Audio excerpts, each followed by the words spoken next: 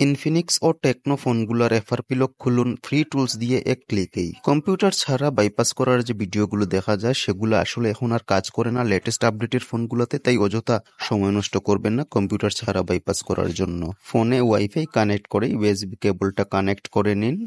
এখন আমাদের পিসিতে একটা টুলস ওপেন করতে হবে। টুলসটা যাদের কাছে নেই আমাকে বলবেন, আমি ডাউনলোডের লিংক দিয়ে দেব। টুলসটা প্রথমে ওপেন করুন।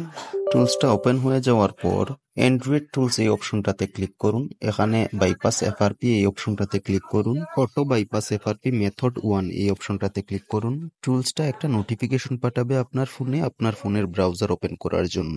ভিউতে ক্লিক করে আপনার ফোনের ব্রাউজারটা ওপেন করে নিন এবং সার্চ বক্সে লিখুন এফআরপি এপিকে রম। সব উপরের ওয়েবসাইটটি ওপেন করুন এবং ওপেন ফোন ডায়াল এই অপশনটিতে ক্লিক করুন।